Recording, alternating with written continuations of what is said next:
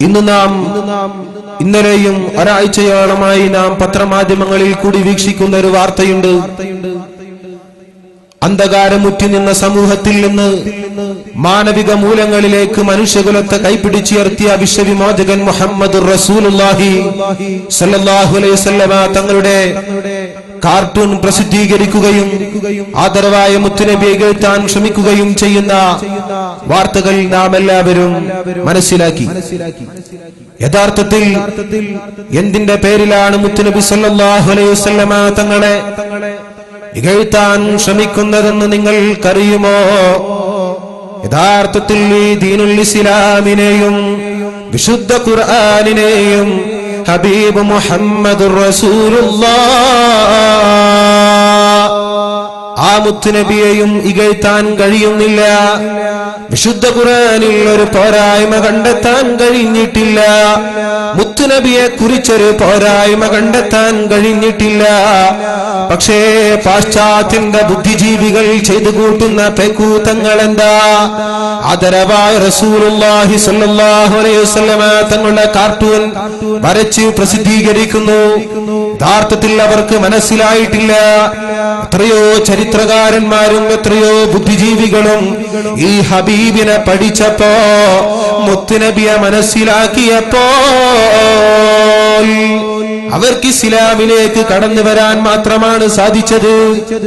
എത്രയോ മൈക്കിൾ അച്ച്ഹാർട്ടിനെ പോലെയുള്ള, ബർണാഡ് ഷോയെ പോലെയുള്ള ബുദ്ധിജീവികൾ പറഞ്ഞതെല്ലാം ലിറ്ററേച്ചർ പഠിക്കുന്ന എന്റെ സുഹൃത്തുക്കൾക്കറിയാം. അതിലേക്കൊന്നും ഞാൻ കടക്കുകയല്ല.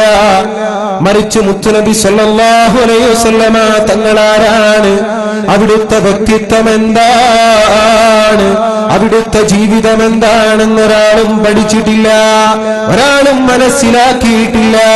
ലോകത്തെത്രയോ നേതാക്കന്മാർ കഴിഞ്ഞു പോയിട്ടുണ്ട്. നിങ്ങൾക്കറിയില്ല, അമേരിക്കയുടെ പ്രസിഡന്റ് ബറാക് ഹുസൈൻ ഒബാമ.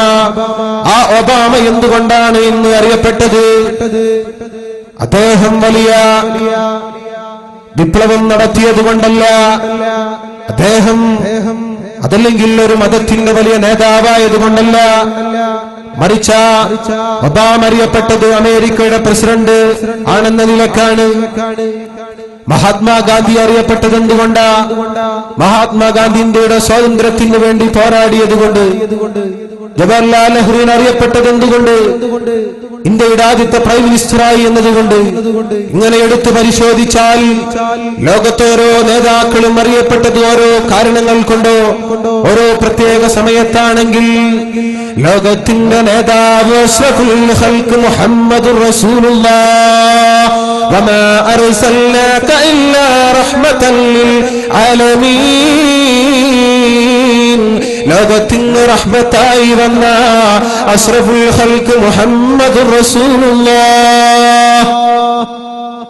റസൂലുള്ളാഹിന്റെ പേര് കേട്ടാൽ സ്വലാത്ത് ചൊല്ലൽ നിർബന്ധമാണ്. അതുകൊണ്ട് എല്ലാവരും ഉറക്കെ സ്വലാത്ത് ചൊല്ലണം. അഷ്റഫുൽ ഖൽഖ് മുഹമ്മദുർ റസൂലുള്ളാഹ്.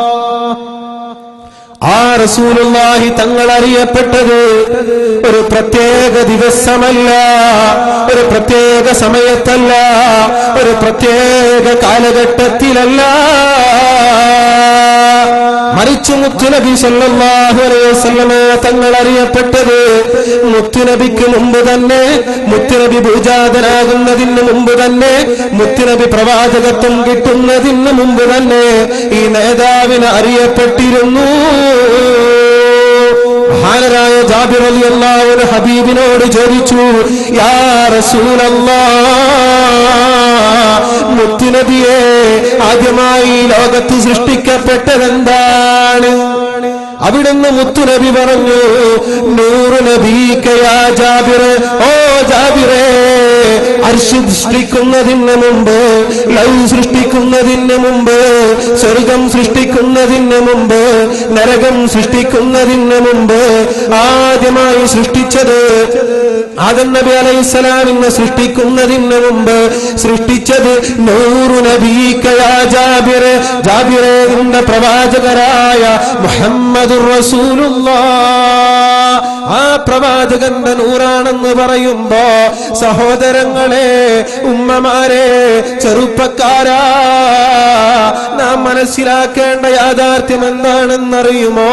നാം വെറും കേവലം ഒരു പ്രവാചകനെയല്ല ആഘോഷിക്കുന്നത്, പ്രവാചകന്റെ നബിതമനല്ല ആഘോഷിക്കുന്നത്, മറിച്ച് പ്രപഞ്ചത്തിൽ ആദ്യം സൃഷ്ടിക്കപ്പെട്ട മുഹമ്മദുർ റസൂലുള്ളാഹ്, ആ റസൂലുള്ളാഹി തങ്ങളുടെ ജന്മദിനമാണ് നാം ആഘോഷിക്കുന്നത്. നിങ്ങൾ ചിന്തിച്ചു നോക്കണം സഹോദരങ്ങളെ, റസൂലുള്ളാഹി സ്വല്ലല്ലാഹു അലൈഹി വസല്ലമ തങ്ങളാണ് ഈ പ്രവാചകത്വം അന്ത്യപ്രവാചകനായി വരുന്നത് എന്ന് പൂർവികന്മാരായ ആളുകൾ മനസ്സിലാക്കിയിരുന്നു.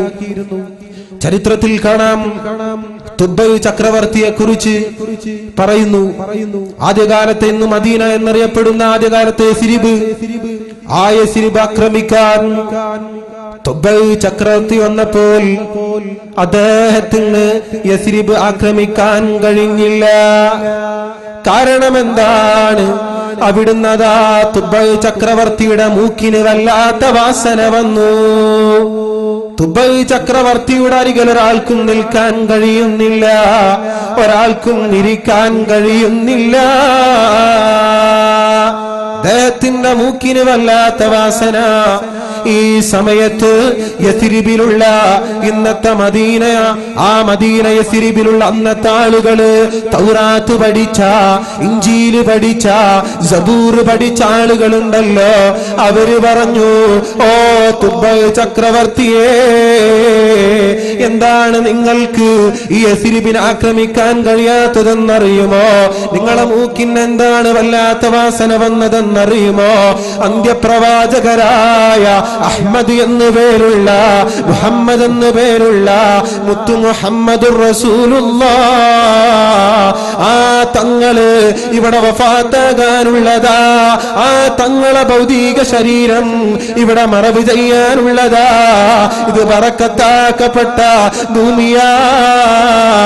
അതുകൊണ്ട് ഈ ഭൂമിയെ തകർക്കാനോ ഈ ഭൂമിയെ നശിപ്പിക്കാനോ നിങ്ങൾക്ക് സാധ്യമല്ല എന്ന് പറഞ്ഞപ്പോ തുബ്ബൈ ചക്രവർത്തി ആ തീരുമാനത്തിൽ നിന്ന് പിന്മാറി.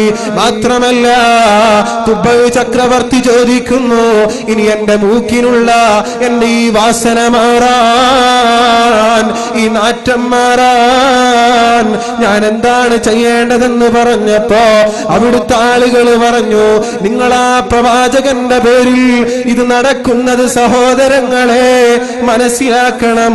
മുത്തുനബി ജനിക്കുന്നതിന് മുമ്പ് 1000 വർഷങ്ങൾക്ക് മുമ്പാണ് നടക്കുന്നത്. അത്രയും മുത്തുനബി വരാനുണ്ട്, അന്ത്യപ്രവാചകൻ വരാനുണ്ട്, അഹ്മദ് എന്ന പേരുള്ള ഒരു പ്രവാചകൻ വരാനുണ്ട് എന്നെല്ലാവർക്കും അറിഞ്ഞിരുന്നു. അവിടുന്ന് തുബ്ബൈ ചക്രവർത്തിയോട് പറഞ്ഞു, നിങ്ങൾ ഇതിന് പകരമായി ആ പ്രവാചകന്റെ പേരിൽ ഒരു സൗധം പണിയണേ, ഒരു വീട് പണിയണേ. അതെ, അതുകൊണ്ടല്ലേ തുബ്ബൈ ചക്രവർത്തി ഒരു വീടതായ സിരിവില് പണിതപ്പോ ആ വീട് ഇന്നും നിലനിൽക്കുന്നു. ഏതാണ് ആ വീടെന്നറിയുമോ?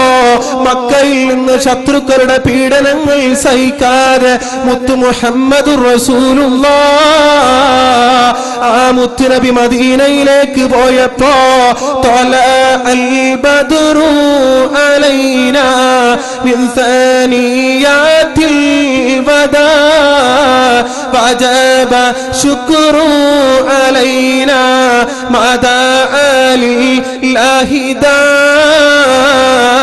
എന്ന് പറഞ്ഞിട്ട് മദീനയിലുള്ള പെൺകുട്ടികളും മദീനയിലുള്ള ഉമ്മമാരും മദീനയിലുള്ള ചെറുപ്പക്കാരും മദീനയിലുള്ള കാരണവന്മാരുമെല്ലാം കൂടി ഈ നബിയെ സ്വീകരിക്കുന്നു.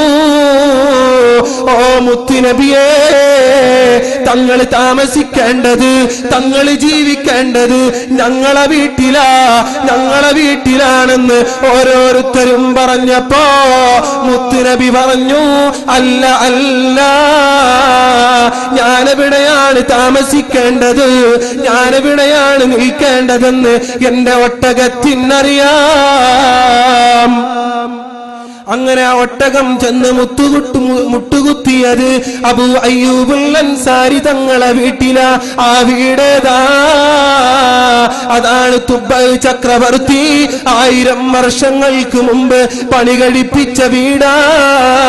ഞാൻ പറഞ്ഞു വരുന്നത് സഹോദരങ്ങളെ, അഷ്റഫുൽ ഖൽഖ് മുഹമ്മദുർ റസൂലുള്ളാഹ് ആ മുത്തുനബി ജനിക്കുന്നതിന് മുമ്പ് തന്നെ എല്ലാ സ്ഥലത്തും എല്ലാവരും ആ ഹബീബിനെ പ്രതീക്ഷിച്ചിരുന്നു.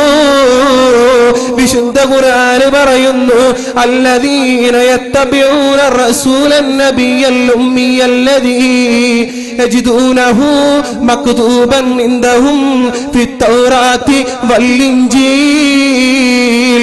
തൗറാത്തിലും ഇൻജീലിലും ഈ പ്രവാചകനെ കുറിച്ച് എഴുതിയിട്ടുണ്ട്, രേഖപ്പെടുത്തിയിട്ടുണ്ട്.